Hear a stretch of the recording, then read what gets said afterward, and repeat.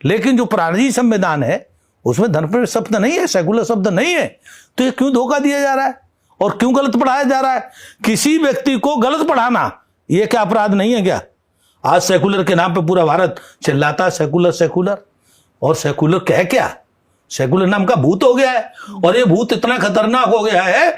Secular माने हिंदुओं का दुश्मन, सेकुलर माने हिंदुओं का हत्यारा, सेकुलर माने हिंदुओं की संपत्ति को लूटने वाला, सेकुलर माने हिंदुओं को भोजन नहीं करने देने वाला, सेकुलर माने हिंदुओं को रहने के लिए न रहने के लिए मजबूर करना, अर्थात उसकी संपत्ति हड़प लेना ना। तो ये सेकुलर की परिभाषा है। ये ऐसी सेकुलर की अगर परिभाषा और ये आचरण चल रहा है तो मैं सेकुलर को मैं बिल्कुल मानने को तैयार नहीं हूं। लेकिन आप ये देखें ना स्वामी जी की 140 करोड़ की आबादी में, हाँ, 120 करोड़ लोगों को 20 करोड़ से कैसे खतरा हो सकता है? घर में 10 लोग रहते हैं, ठीक है, और 2 गंधारी आते हैं, आते ना गुंडे, तो 20 लोग 10 लोग कैसे खतरा हो जाता है? गुंडे तो 2 ही पर्याप्त होते हैं। आपके ऑफिस में आप 10-20 लोग हैं, आप अभी 2 गन लेकर के आ जाएं तो आप सब भूल जाएंगे। अब अगर आपको पुलिस ये कहे कि आप तो 10 लोग थे, उन 2 लोगों से खतरा क्यों हुआ? गुंडे 2 ही पर्याप्त होते हैं, गुंडा एक ही पर्याप्त होता है, लुटेरा एक ही बहुत होता है, खतरनाक होता है, हत्यारा एक ही बहुत खतरनाक होता है, क्योंकि उसकी नियत और इरादा अच्छा नहीं होता। और जब नियत और इरादा अच्छा नहीं होता तो 10 लोग जो सज्जन लोग हैं, सद्भावी लोग हैं, 20 लोग हैं, तो उनके लिए 1-2 लोग ही बहुत नुकसान देते हैं। देख रहे हो ना, आप खुद देख रहे हो ना। आप भी अपने को, आज उत्तर प्रदेश में योगी की सरकार नहीं होती तो आप पहले अगर रहे होंगे नोएडा में तो देखते होंगे क्या हालत थी। लेकिन ये तो धन्यवाद दो योगी जी को, जो आज उत्तर प्रदेश में आप शांति और सद्भाव के साथ रह पाते। तो ये जो है बदतमीजी है, ये गुंडागर्दी है, सेकुलर के नाम पे लूट है, हत्या है, बलात्कार है, तो ये ठीक नहीं है और इसके लिए हम मना करते हैं। और आप देखते क्या है, आप, हमने पिछले दिनों कहा था, विवाद का विषय बना कि ये मुसलमान मूलतः आतंकवादी है। अर्थात मैंने उसको उस तरह से कहा था, जो एक बार कुरान पढ़ लेगा मुसलमान वो आतंकवादी हो जाएगा। अब जब आतंकवादी है ये बात प्रमाणित हो गई। आप अमेरिका में आतंकवादी पकड़ा जाता है तो मुसलमान, उत्तर प्रदेश के बिजनौर में आतंकवादी पकड़ा जाता है तो मुसलमान, उत्तराखंड में पकड़ा जाता है तो आतंकवादी मुसलमान, और इंग्लैंड में पकड़ा जाता है तो मुसलमान। तो आप ये बताइए कि गैर मुसलमान आतंकवादी क्यों नहीं पकड़ा जाता? अर्थात ये है कि वहां ट्रेनिंग दी जाती है इसी काम की, मानवता की विरोधी ट्रेनिंग चलती है वहां पर। और ये जो मदरसे हैं और ये जो मस्जिदें हैं, ये आतंकवादी बनाने की फैक्ट्री है, आतंकवादी पैदा करने की फैक्ट्री है। इससे देश को खतरा है, इसीलिए वो 20 करोड़ भी खतरनाक है। आप कह रहे हैं कि ये मदरसे या जो भी इस तरह के सेंटर चलते हैं, ये सब आतंक के पनाहगाह के रूप में काम करते हैं। लेकिन जो नया टर्म हमने बीते कुछ सालों में सुना, जो एक शब्द उभर कर आया सामने, हिंदू टेररिज्म, हिंदुओं को हथियार उठाते पहले कभी नहीं सुना गया। इसको आप कैसे देखते हैं? ये जो मुस्लिम वोट को की राजनीति करते हैं, जिनको देश में at any cost Muslim vote चाहिए, ये उनका शब्द है, ये जनरल शब्द नहीं है हिंदू टेररिज्म। और ये जो उन्होंने जो गढ़ा, और वो इसलिए गढ़ा कि मुसलमानों का वोट हमको मिले, हिंदुओं की हम बुराई करेंगे। टेररिज्म क्या है? आप अगर मुझे मारने आते हैं और फिर मैं अपने हथियार से आप अपनी सुरक्षा करता हूं, ये टेररिज्म है, ये आत्मरक्षा है। आतंकवाद वह है कि आप आसानी से शांति से बैठे हुए हैं अपने यहाँ, और 4 लोग हथियार लेकर के आते हैं, आप पर हमला करते हैं। ये आतंकवाद है। यह आतंकवाद नहीं है कि मैं अपनी आत्मरक्षा करूं और आत्मरक्षा में मारने वाले को मार दूं, ये आतंकवाद नहीं है। और इसी को आतंकवाद कहने का प्रयास किया है लोगों ने। इसका मतलब यह है कि हिंदू अपनी आत्मरक्षा भी नहीं करे, आत्मरक्षा करे तो उसे आतंकवादी कहो। ये नेताओं का फैशन चला है, और फैशन इसलिए चला है कि जो वास्तव में आतंकवाद है उस आतंकवाद को बचाने का ठेका लिया हुआ है, और उन्होंने करोड़ों की फंडिंग की हुई है इसी काम की। विदेश से फंडिंग आती है कि आप हम आतंकवाद करेंगे और आप हमको बचाओ, तो बचाने का ये तरीका है। इसीलिए हिंदू टेररिज्म नाम दे दिया, भगवा आतंकवाद दे दिया। और ये जो रचा गया, एक कांग्रेस के बड़े नेता हैं जिन्हें दिग्गी कहते हैं, ये दिग्गी को इस काम के लिए लगा गया, और ये दिग्गी ने रचा है और किसी ने नहीं रचा। और वो इसीलिए रचा था कि वो चाहते थे कि इस्लाम जगत के हीरो हो जाओ, लेकिन फिर भी हीरो नहीं हो पाए वो। आज उनकी हालत तो सब पता ही है सबको। लेकिन आप जैसे संत महाराज जब राजनीति के मुद्दों पर खुलकर उतरते हैं, तो क्या सोचे कोई? क्योंकि संत महात्मा धर्मात्मा से उम्मीद की जाती है धर्म की बात करें, लेकिन राजनीतिक मुद्दों पर वो ज्यादा कूदते हैं।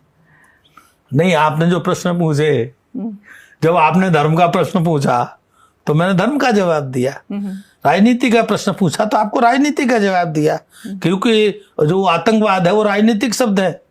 एक बात, दूसरी बात यह है, राजनीति कि क्या हम हिस्सेदार नहीं है क्या? आप जरा बताइए, राजनीति क्या हमको प्रभावित नहीं करती क्या? राजनीति हमारे साथ अच्छा और बुरा व्यवहार नहीं करती क्या? जब महात्माओं के साथ भी राजनीति व्यवहार करती है तो महात्माओं को अधिकार नहीं है? ये किसने कहा कि महात्मा राजनीति पे नहीं बोल सकते? और आपको जानकारी शुद्ध कर दूं, चाणक्य नाम सुना है आपने? जी जी बिल्कुल। और आपके बिहार का ही है, जी जी। तो बिहार तो राजनीति के लिए प्रसिद्ध रही है, लेकिन चाणक्य की राजनीति आज पूरे विश्व में प्रसिद्ध है। और चाणक्य क्या था? महात्मा ही था, साधु था, लेकिन उसकी राजनीति आज भी पढ़ी जाती है, लोग उसके राजनीति के आदर्श मानते हैं लोग। तो महात्मा को राजनीति से लिप्त नहीं होना चाहिए। महात्मा को राजनीति तो जरूर करना चाहिए, लिप्त माने जैसे मैं किसी भी पार्टी का मेंबर नहीं हूं, न कांग्रेस का, न भाजपा का, न किसी अन्य दल का, लेकिन मुझे अगर कांग्रेस की बुराई करनी है तो करता हूं, देश तो फिर योगी जी? बीजेपी की बुराई होती है तो वो भी करता हूं। तो फिर योगी जी? अब योगी की सुन लीजिए, योगी जी का मैं सर्वाधिक प्रशंसक हूं, और इसलिए उन्होंने काम बहुत किया है। 20 वर्ष में जो लोग काम नहीं कर सकते, वो उस व्यक्ति ने 5-6 वर्ष में काम करके दिखाया है। तो जो कोई काम करे तो पहली बात तो काम की प्रशंसा करनी चाहिए, ठीक है? अब रही बात, मैं योगी और मोदी का भी पिछलग्गू नहीं हूं। नहीं, योगी जी का धर्म से जुड़े होकर राजनीति में लिप्त होना, मैं बोल रहा हूं ना, मैं अगली बात बोल रहा हूं ना, पहली बात। दूसरी बात यह है, आपने शायद पढ़ा नहीं होगा, कुंभ के विषय पर योगी के प्रशासन की खामियां गिनाने वाला सबसे पहले मैं महात्मा हूं। मैंने तो चिंता नहीं की कि योगी हमारा प्रिय है, हमको पहले समाज को बचाना प्रिय है। सनातन धर्म का बहुत बड़ा कुंभ, और उसमें जो अव्यवस्थाएं हुई मैं नहीं बोला। और जहां तक तुलना की बात आई थी, तो तुलना में भी मैंने यहां तक कह दिया था, आपको ध्यान हो, वो मेरा बहुत चैनलों ने कोट किया। मैंने भाई 2013 में आजम खान ने महात्माओं के साथ बहुत अच्छा व्यवहार किया था, भले वो मुसलमान था। क्यों उसने किया? कि जब घेर लिया महात्माओं ने, उसे कोई गलती हो गई, वो मेला प्रभारी था, तो उसने महात्माओं के सामने टोपी उतार के रख दी और ये कहा कि महात्माओं, आप हमें मारो और चाहे छोड़ो, गलती तो हमसे हो गई, लेकिन हम ये प्रयास करेंगे आगे गलती ना हो। तो ये तो आपके हिसाब से योगी के खिलाफ जाएगी बात, लेकिन मैंने तो इसकी चिंता नहीं की, जो सत्य बात थी मैंने बोली। तो मेरा जो कहने का तात्पर्य है वो यही है कि साधु को चाहे राजनीति करे, चाहे धर्म में रहे, चाहे भजन करे, उसे जो यथार्थ बात हो बोलनी चाहिए, उससे उसको परहेज नहीं करना चाहिए, और हानि लाभ का भी विचार नहीं करना चाहिए। ये राजनेता हैं जो हानि लाभ का विचार करते हैं, और उनके लिए काम है, हमारे लिए काम नहीं। और मोदी जी के बारे में क्या विचारधारा है आपकी? देखो, एक बहुत बड़ी बात है मोदी जी की। 2014 से पहले किसी भी प्रधानमंत्री के सर पर तिलक नहीं दिखाई देता, माथे पर तिलक नहीं दिखाई देता। दिखाया हो तो बता दो, मेरे समझ में नहीं दिखाया दिया। लेकिन वो पहला प्रधानमंत्री है, अमेरिका जाता है और कमरे से बाहर निकलता है या मंदिर से बाहर निकलता है तो पूरे तिलक के साथ और मालाओं के साथ निकलता है।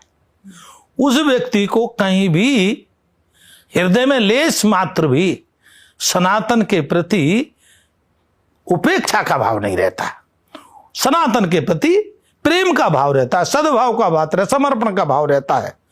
तो ऐसा पहला प्रधानमंत्री भारत को मिला 1947 के बाद कि जिसने कहा पूरे विश्व में सर्वश्रेष्ठ सनातन संस्कृति है और वह सनातन संस्कृति की भारत की संस्कृति है।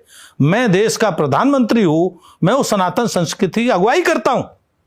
तो वास्तव में भारत के अनुकूल तो पहली बार ही प्रधानमंत्री मिले। अब तक तो मंदिरों को तो जाते नहीं थे लोग, मस्जिद और चर्चों में जाते थे लोग। वहां जाने में शर्म नहीं होती थी, न चर्च में जाने में समझ होती थी, न मस्जिद में जाने को शर्म लगती थी मंदिर में जाने के लिए। तो वास्तव में मोदी जी ने बहुत सराहनीय कार्य किया है। तो मैं तो उनको बहुत बहुत धन्यवाद दूंगा कि भगवान उनको शक्ति दे, सामर्थ्य दे और लंबे समय तक देश का नेतृत्व इसी प्रकार करते रहे। आपका बयान मैं सुन रही थी, आप कभी कह रहे थे कि जिस तरह से हिंदू अभी बच्चे पैदा करते हैं, हम दो हमारे दो, उससे हटना होगा और 8 बच्चे होने चाहिए। नहीं, आपने ठीक लिया। और मैंने ये 20 साल पहले नारा दिया जी, हम 2 हमारे 8। हम 2 हमारे 8 हमने वैसे ही नहीं कहा। हमने सनातन संस्कृति की जो प्राचीन परंपरा है और हम सुनते आए और देखते आए, आज हमको वो दिखाई नहीं देती। जैसे उदाहरण के रूप में हमारे यहाँ कम से कम 5 भाई, कम से कम है। हमारे यहाँ आशीर्वाद तो सतपुत्रों का दिया जाता है, 100 पुत्रों। किसी से आशीर्वाद लेते थे, ये कभी नहीं दिया गया कहते से एक बालक का आशीर्वाद दो, 100 पुत्रों का। लेकिन हमारे यहाँ मिनिमम 5 पुत्र। 5 पुत्र कैसे है? 2 चाचा, छोटा और बड़ा, 2 ताऊ, बड़ा और छोटा, 1 भाई मझला बीच में। ऐसे ही बहनें 3 कम से कम, 1 छोटी, 1 बड़ी, 1 मझली। बुआ कौन सी? छोटी वाली, बड़ी वाली, मझली वाली। मौसी कौन सी? छोटी मौसी, बड़ी मौसी, मझली मौसी। तो ये सनातन संस्कृति की परंपरा है, व्यवस्था है। 8 से पहले बचती नहीं सनातन। अब तुमको मौसी नहीं मिलेगी कुछ दिनों बाद। नहीं, बात तो आप सही कह रहे हैं। किसी दिन आपको बुआ दूसरी नहीं मिलेगी ढूंढने को। लेकिन महाराज जी, जिस तरह से आबादी है, भारत में जगह कहाँ बची है? इतनी आबादी, सबसे घनी आबादी वाला देश बन गया है। हाँ, आप कहते हैं 8 बच्चे हो। अच्छा, हिंदुओं का अगर 8 पैदा करेंगे तो पाले नहीं जा रहे। नहीं, आपको तो, आपकी तो वो बात है, हम 2 हमारे 8 में दिक्कत, हम 2 हमारे 40 में दिक्कत नहीं। और 40 के प्रत्येक के 40 गणित तो वहां भी गढ़ रहा है भाई। आपको यहां कहां गणित, यहां 8 में दिखाई दे रहा है, लेकिन गणित तो वहां बिगड़ रहा है। हम 2 हमारे 40 और फिर 2 के 40 फिर हर 2 के 40। आप ये गणित लगाइए कितना तेज गति से, और आपको 8 दिखाई दे रहा। और हम तो मानते हैं हमने कह ही तो दिया, लेकिन देश में कोई आज तक हमको 1 नहीं मिला, समझे?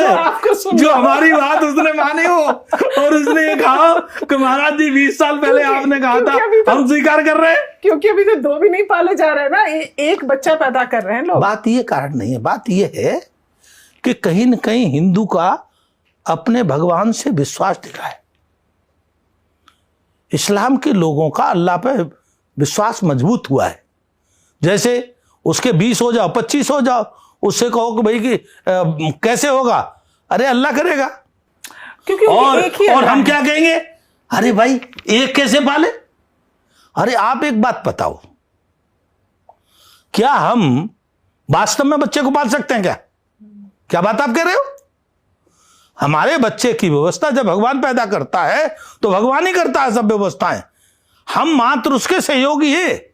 जैसे टीचर बच्चे का सहयोगी होता है, तो पढ़ाता है उसको, लेकिन उसको ज्ञान है, उसको ज्ञान को खोलने का काम करता है टीचर केवल। लेकिन ऐसा नहीं है कि बच्चा के अंदर ज्ञान नहीं है। ऐसे ही हम नहीं पालते, सही बात तो भगवान पालता है। और मैं तो ये कहूंगा आपके माध्यम से,